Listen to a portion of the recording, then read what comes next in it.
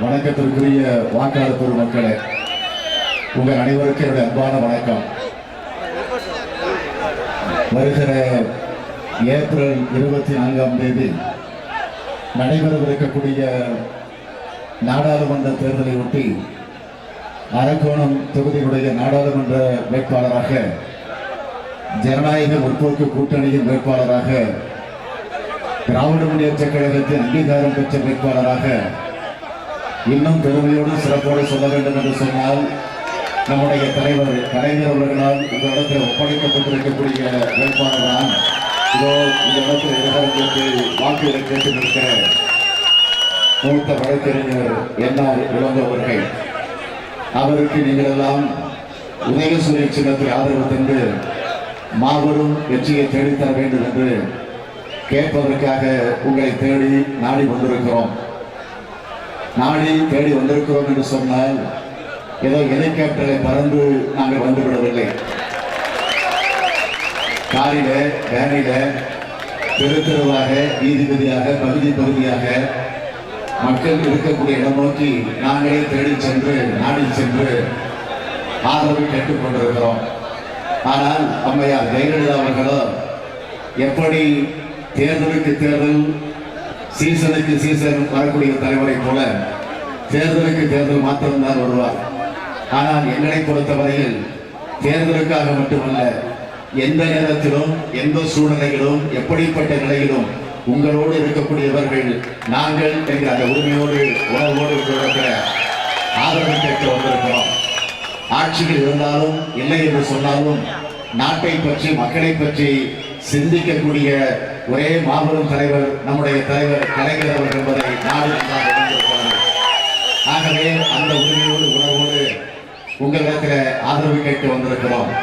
அம்மையார் ஜெயலலிதா அவர்கள் எப்படி வருகிறார் என்று கேட்டால், ஹெலிகாப்டரில் வருகிறார். ஹெலிகாப்டரில் வருகிற நேரத்தில் அவருக்கு தரையில பாதுகாப்பு போடப்படுகிறது. மீனம்பாக்கம் விமான நிலையம் வரையிலே காரிலே வருகிறார். தன்னுடைய இல்லத்திலிருந்து அதுவரையில் பாதுகாப்பு போடுவது சரிதான், ஏற்றுக்கொள்கிறோம். அது தவறல்ல. முதலமைச்சருக்கு உரிய பாதுகாப்பு தேவைதான், அதை மறுப்பதற்கல்ல. அதை பற்றி நாங்கள் விமர்சனம் செய்ய தயாராக இல்லை. ஆனால் விமானத்தில், தனி விமானத்தில் அல்லது ஹெலிகாப்டரில் ஏறியதற்கு பிறகு தரையில பாதுகாப்பு தேவையா? பாதுகாப்புக்காக இருக்கக்கூடிய காவல்துறையுடைய கதி என்ன? இன்றைக்கு அவர்களை நினைத்து நாம் வேதனைப்படுகிறோம், உள்ளபடியே அனுதாபப்படுகிறோம். நம்மை விட அதிகமான கோபத்தில் இப்போது யார் இருக்கிறார் என்று சொன்னால், தமிழகத்துடைய காவல்துறையில் இருக்கக்கூடியவர்கள் தான் அதிகமான கோபத்தில் இருக்கிறார்கள். வேண்டுமென்றால் உங்களுக்கு தெரிந்து யாராவது காவல்துறையை சார்ந்தவர்களை தனியாக கூப்பிட்டு கேளுங்கள், அவர்கள் நிச்சயமாக உண்மையை சொல்வார்கள். அதுதான் இன்றைக்கு இருக்கக்கூடிய நிலை. அது மட்டும் இல்ல, அவர் பறந்து வருகிறார். கீழே இருக்கிற காவலர்கள், போலீஸ்காரர் அத்தனை பேரும் மேலே பறந்து கொண்டிருக்கக்கூடிய ஹெலிகாப்டரை பார்த்து கொண்டிருந்தால், நாட்டில கீழே தரையில அல்லது பூமியில கொலையும், கொள்ளையும், கற்பழிப்பும், பாலியல் பலாத்காரமும், சங்கிலி பறிப்பும், தாலி பறிப்பும் நடக்காமல் வேறு என்ன நடக்கும்? அதுதான் இன்றைக்கு தமிழ்நாட்டில நடந்து கொண்டிருக்கிறது. அம்மையார் ஜெயலலிதா அவர்கள் புறப்படுகிறார், ஹெலிகாப்டரில் ஏறுகிறார், மேலே பறக்கிறது. அங்கு இருக்கக்கூடிய காவல்துறை சார்ந்த அதிகாரிகள் எங்கே இறங்குகிறாரோ அங்கு செய்தி சொல்லுகிறார்கள், அம்மா புறப்பட்டாச்சு, ஓவர். ஹெலிகாப்டர் மேல பறந்தாச்சு, ஓவர். அம்மா மேல போயாச்சு, ஓவர். இதை நான் தவறாக இந்த கல்வி வருகிறார். ஹெலிகாப்டர்ல மேலே பறக்கிறார், அதைத்தான் சொல்லுகிறேன். ஆக ஓவர், ஓவர், ஓவர். இந்த ஊரை தாண்டியாச்சு, ஓவர். அந்த ஊரை தாண்டியாச்சு, ஓவர். நெருங்கி கொண்டிருக்கிறது, ஓவர், ஓவர்னு சொல்லி விரைவில் தமிழ்நாட்டு மக்கள் இந்த தேர்தலில் இந்த ஆட்சிக்கு ஓவர், ஓவர், ஓவர் என்று சொல்லக்கூடிய நிலை வந்தாக வேண்டும். அதைத்தான் நான் நினைக்கிறேன், உங்களிடத்தில் கேட்க கடமைப்பட்டிருக்கிறேன். அது மட்டுமல்ல, அவர்கள் கூட்டப்பட்டிருக்கக்கூடிய கூட்டமாக அதில் நீங்கள் தொலைக்காட்சிகளை பார்க்கிறீர்கள். எப்படி எதையோ கொடுத்து, பிரியாணி பொட்டலங்களை கொடுத்து, அதற்கு பிறகு வாட்டர் பாட்டில்களை கொடுத்து, எதையோ கொடுத்து, எங்கிருந்தோ பக்கத்தில் இருக்கக்கூடிய மாவட்டங்களிலும் தான் அழைத்து வந்திருக்கக்கூடிய கூட்டம். ஆனால் நான் இருக்கக்கூடியவர்களை கேட்கிறேன், நீங்கள் எல்லாம் பக்கத்திலிருந்து வந்திருக்கக்கூடிய மாவட்டத்தை சார்ந்தவர்களா? இந்த தொகுதிக்கு உட்பட்டிருக்கக்கூடியவர்கள் பிரியாணி பொட்டலம் கொடுத்து அழைத்து வந்திருக்கிறார்களா? எதையோ கொடுத்து அழைத்து வந்திருக்கிறார்களா? கிடையாது. ஆனா இதுல என்ன வேடிக்கைன்னா ஏதோ பெரிய கூட்டம் கூடியிருப்பது போல தொலைக்காட்சியில குறிப்பாக அவருடைய சொந்த தொலைக்காட்சியாக இருக்கக்கூடிய ஜெயா தொலைக்காட்சிகளை காட்டுகிறார்கள். எப்பொழுது 2011ஆம் ஆண்டு நடந்த தேர்தல் பிரச்சார பொதுக்கூட்டத்தினுடைய ஷாட்டுகளை எல்லாம் எடுத்து இப்பொழுது போட்டு காட்டுகிறார்கள். நீங்க வேண்டுமானால் அடுத்த ஜெயா தொலைக்காட்சி பார்க்க உங்களுக்கு விருப்பமில்லை என்று சொன்னாலும் நான் சொன்னதுக்காக ஒரு முறை பாருங்கள். அந்த கூட்டத்தை காட்டுகிற போது அதிலே இன்றைக்கு நம்மோடு கூட்டணியில் இருக்கக்கூடிய மனிதநேய மக்கள் கட்சி கொடி பறக்கிறது, இந்திய கம்யூனிஸ்ட் கட்சியை கொடி பறக்கிறது. இது உண்மை, மறுக்க முடியாது. ஒருவேளை இப்ப நான் பேசிய செய்தி அங்கே போய் எட்டிவிட்டால் ஒருவேளை அதை கட் பண்ணாலும் பண்ணிடுவாங்க. அதுதான் இன்றைக்கு இருக்கக்கூடிய நிலை. நான் இன்னும் கேட்கிறேன், நாங்கள் இன்றைக்கு வருகிற வழிகளை பல இடங்களில் எங்களுடைய வண்டிகளையும் சோதனை செய்தார்கள். அது முறைதான்.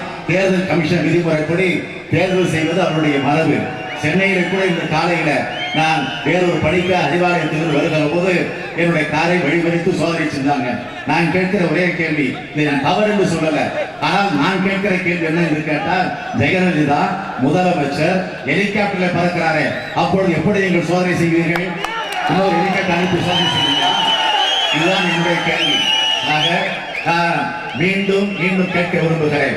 நாங்கள் உரிமையோடு உணர்வோடு உங்களிடத்தில் ஓட்டு கேட்க வந்திருக்கிறோம் என்று சொன்னால், தமிழ்நாட்டில் அதிலும் குறிப்பாக 2006 2011ஆம் ஆண்டு வரையில ஆட்சி பொறுப்பில் இருந்த போது தலைவர் கலைஞர் அவர்கள் நிறைவேற்றி தந்திருக்கக்கூடிய திட்டங்களை போல் தமிழ்நாட்டில் அல்ல, இந்திய நாட்டிலேயே உலக அளவிலேயே யாரும் செய்ய முடியாத சாதனைகளை திட்டங்களை தலைவர் கலைஞர் அவர்கள் நிறைவேற்றி தந்தார்கள்.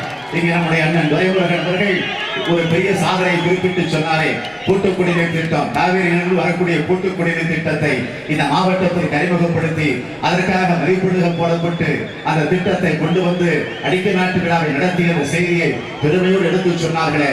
இதுபோல் எத்தனையோ திட்டங்களை நாம் போட்டிருக்கிறோம், நிறைவேற்றி இருக்கிறோம். குறிப்பாக இந்த தொகுதியை பொறுத்தவரையில் நான் தெரிவிக்க விரும்புவது, பொன்னை அருகே பொன்னையாற்றில் மேம்பாலம், பொன்னையாற்றில் திருவளத்திரை மேம்பாலம், பாலாற்றில் அம்முண்டி கூட்டுக்காட்டு மேம்பாலம், பாலாற்றில் காட்பாடி வேலூருக்கு புதிய பாலம், பாலாற்றில் பள்ளிகொண்டா ஐதர்புரம் மேம்பாலம், குடியாத்த ரயில்வே மேம்பாலம், பசுமாத்தூர் அருகனாபுர ரயில்வே மேம்பாலம், காட்பாடி ரயில்வே மேம்பாலம், இப்படி பாலங்களை இந்த தொகுதிக்கு கட்டி அழகு பார்த்த ஆட்சி திராவிட முன்னேற்ற கழக ஆட்சி. கழக ஆட்சி நடைபெற்ற நேரத்தில் இந்த தொகுதியில் உருவாக்கப்பட்டிருக்கக்கூடிய அரசு அலுவலகங்கள், புதிய அரசு அலுவலகங்களை நான் குறிப்பிட்டு சொல்ல வேண்டும் என்று சொன்னால், காட்பாடிக்கு தனி நீதிமன்றம், காட்பாடியில் தனி டிஎஸ்பி அலுவலகம், காட்பாடியில் தனி டிராபிக் போலீஸ் பிரிவு, காட்பாடியில் தீயணைப்பு நிலையம், காட்பாடியில் தனி தாலுகா அலுவலகம், பொதுப்பணித்துறை ஒருங்கிணைந்த வளாகம், நெடுஞ்சாலை டிவி அலுவலகம், மாவட்ட சுற்றுச்சூழல் அலுவலகம், இப்படி கட்டிடங்களை கட்டி இந்த பகுதிக்கு இந்த தொகுதிக்கு பல திட்டங்களை உருவாக்கி தந்த ஆட்சி திராவிட முன்னேற்ற கழக ஆட்சி. அது மட்டுமல்ல, அண்ணன் துரைமுருகனிடத்தில் நான் மட்டுமல்ல எல்லோரும் வேடிக்கையாக சொல்வதுண்டு, நீங்கள் பொதுப்பணித்துறை அமைச்சரா அல்லது சட்டத்துறை அமைச்சரா காட்பாடித்துறை அமைச்சரா என்று கூட நாங்கள் அடிப்படை எடுத்து சொல்வதுண்டு. அந்த அளவுக்கு இந்த காட்பாடி தொகுதிக்கு பல திட்டங்களை அவர் மூலமாக நீங்கள் பெற்றிருக்கிறீர்கள் என்று சொன்னால் அது மிகையாகாது. அதே போல் கழக ஆட்சியில கல்வி வளர்ச்சியை பொறுத்தவரையில் குறிப்பிட வேண்டும் என்று சொன்னால், இந்த தொகுதியில திருவள்ளூர் பல்கலைக்கழகம் உருவாக்கி தந்த ஆட்சி கலைஞர் ஆட்சி. காட்பாடியில் சட்டக்கல்லூரி அமைத்து தந்தது, திருவண்ணாமலையில கூட்டுறவு சர்க்கரை ஆலை அமைத்து தந்தது. இப்படி பல பணிகளை குறிப்பிட முடியும். அதே போல் காவேரி நீர் காட்பாடிக்கு கொண்டு வரக்கூடிய அந்த திட்டத்தை பற்றி இங்கே பெருமையோடு குறிப்பிட்டு காட்டியிருக்கிறார். பாலாற்று கரையிலிருந்து ஆந்திரா எல்லை வரை தேசிய நெடுஞ்சாலைக்கு இணையான சாலை, காட்பாடியிலிருந்து திருவண்ணாமலை தேசிய நெடுஞ்சாலைக்கு இணையான சாலை, ராஜாத்தோப்பு அணை கட்டியது, உழவர் சந்தை அமைத்து தந்தது, கேவி குப்பம், நெத்தேரி, காட்பாடி, திருவள்ளம் ஆகிய ஊர்களை நவீன பேருந்து நிலையம் அமைத்து தந்தது, பாலவப்படைகளின் பேரூராட்சியை நகராட்சியாக மாற்றி தந்தது, காட்பாடிக்கு முதலாக பாலாற்றிலிருந்து குடிநீர் கொண்டு வந்து கொடுத்த ஆட்சி திமுக ஆட்சி, கலைஞர் ஆட்சி. மோகான அணையிலிருந்து காட்பாடி தொகுதிக்கு கால்வாய் மூலம் தண்ணீர் கொண்டு வந்தது. ஆக இப்படி திட்டங்களை சாதனைகளை நான் ஆதாரங்களோடு வரிசைப்படுத்தி புள்ளி விவரத்தோடு இங்கு நெஞ்சு நிமிர்த்தி கூறுகிறேன். நெஞ்சு நிமிர்த்தி கூறுகிறேன் என்று சொன்னால், அண்ணன் அவர்கள் இப்போது இன்னொரு பட்டியலில் வருகிறார். வேலூர் மாவட்டத்திற்கு என்னென்ன செய்திருக்கிறோம் என்று ஆக அந்த அளவுக்கு பல திட்டங்களை நிறைவேற்றி இன்றைக்கு ஆதாரங்களோடு இவற்றை இடத்திலே வந்து நாங்கள் குறிப்பிடுகிறோம் என்று சொன்னால், நெஞ்சு நிமிர்த்தி சொல்லுகிறோம் என்று சொன்னால், நான் கேட்கிற ஒரே கேள்வி, 3 ஆண்டு காலமாக தமிழகத்தில் நடந்து கொண்டிருக்கக்கூடிய நேரடி ஆட்சியில இதுபோல் ஒரு திட்டத்தை துணிச்சலோடு தெம்போடு ஆற்றலோடு சொல்லக்கூடிய திராணியை யோகிதையை அருகதையை நேரடி ஆட்சி பெற்றிருக்கிறதா என்ற கேள்வியை தான் நான் கேட்க விரும்புகிறேன். இப்பொழுது தேர்தல் பிரச்சாரத்தில் அம்மையார் இன்றைக்கு தன்னுடைய சுற்றுப்பயணத்தில் பிரச்சார கூட்டத்தில் அவர் பேசிக் கொண்டிருக்கிறார், மன்னிக்கவும் படித்துக் கொண்டிருக்கிறார். அதைத்தான் தொலைக்காட்சியில் நீங்கள் பார்க்கிறீர்கள். அப்படி படிக்கிற நேரத்தில் வாய்க்கு வந்தபடி எல்லாம் பேசுகிறார். அது மட்டுமா, திராவிட முன்னேற்ற கழகத்தை விமர்சிக்கிறார், தலைவர் கலைஞர் அவர்களை விமர்சிக்கிறார், காங்கிரஸ் கட்சியை விமர்சிக்கிறார், இப்போது நடந்து கொண்டிருக்கக்கூடிய மத்திய ஆட்சியை விமர்சிக்கிறார். விமர்சிக்கட்டும், ஜனநாயகத்தில் எல்லோருக்கும் இருக்கக்கூடிய அந்த கடமை உண்டு, அதற்கு பதில் சொல்லக்கூடிய வாய்ப்பு நமக்கு உண்டு, அது வேறு. ஆனால் நான் கேட்கிற ஒரே கேள்வி, அம்மையார் ஜெயலலிதா அவர்களே, மாண்புமிகு முதலமைச்சர் அம்மையார் ஜெயலலிதா அவர்களே, தேர்தல் பிரச்சாரத்தில் காங்கிரஸ் கட்சியை விமர்சிக்கிறீர்கள், அதே போல காங்கிரஸ் கட்சியின் ஆட்சியை விமர்சிக்கிறீர்கள், தலைவர் கலைஞரை விமர்சிக்கிறீர்கள். ஆனால் பாரதிய ஜனதா கட்சியை அதனுடைய பிரதமர் வேட்பாளராக அறிவித்திருக்கக்கூடிய மோடியை இதுவரையில் நீங்க விமர்சிக்காமல் இருப்பதற்கு என்ன காரணம் என்று நான் 10 நாட்களுக்கு முன்பு இந்த கேள்வி கேட்டிருக்கிறேன். நான் மட்டுமல்ல, பல கட்சியுடைய தலைவர்கள், காங்கிரஸ் கட்சியில் இருக்கக்கூடிய தலைவர்கள், ஏன் நேற்று வரை உங்களோடு கூட்டணியில் இருந்த இடதுசாரி கட்சியுடைய தலைவர்கள் அவர்களும் தொடர்ந்து கேட்டுக் கொண்டிருக்கிறார்கள், இதுவரையில் வாய் திறக்காமல் இருப்பதற்கு என்ன காரணம்? ஆக இதிலிருந்து அதிமுகவிற்கும் பாஜகவிற்கும் கள்ள தொடர்பு இருக்கிறது என்பதற்கு இதைவிட சாட்சியை முடியாது. நான் இன்னும் கேட்கிறேன், கரசபையை பற்றி 400 ஆண்டு கால வரலாற்றுக்குரிய பாபர் மசூதி எடுத்து தள்ளப்பட்ட நேரத்தில் முதலில் அதை கண்டித்து குரல் கொடுத்த தலைவர் தான் நம்முடைய தலைவர் கலைஞர் அவர்கள் என்பது நாட்டிற்கு நன்றாக தெரியும். ஆனால் அன்றைக்கு மத்தியில நடைபெற்ற முதலமைச்சருடைய கூட்டம் டெல்லியிலே நடைபெறுகிறது. அன்றைக்கு பிரதமர் நரசிம்மராவ் அவர்கள் அவருடைய தலைமையில் தேசிய ஒருமைப்பாட்டு குழு கூட்டம். அந்த கூட்டத்தில் முதலமைச்சர்கள் எல்லாம் பங்கேற்று தங்களுடைய கருத்துக்களை பாபர் மசூதியுடைய பிரச்சனை பற்றி பேசுகிற போது அப்பொழுது கரசேவையை ஆதரித்து பேசிய முதலமைச்சர் ஜெயலலிதா மறுக்க முடியுமா? நான் ஆதாரத்தோடு சொல்லுகிறேன். அவருடைய அதிகாரபூர்வமான ஏடு நமது எம்ஜிஆர் பத்திரிகை, இந்து பத்திரிகை, அத்துணை பத்திரிகைகளிலும் அந்த செய்திகள் வந்திருக்கிறது. ஆனால் இதுவரையில தலைவர் கலைஞர் அவர்கள் அதை பற்றி விளக்கமாக குறிப்பிட்டு காட்டியிருக்கிறார்கள். ஆனால் அதற்கும் அம்மையார் ஜெயலலிதா அவர்கள் இன்று வரையில விளக்கம் சொல்லவில்லை. ஆக கரசபை அதிமுக ஆதரிக்கவில்லை என்று இன்றைக்கு ஜெயலலிதா விமர்சித்து விளக்கம் சொல்லிக் கொண்டிருக்கிறார்கள்.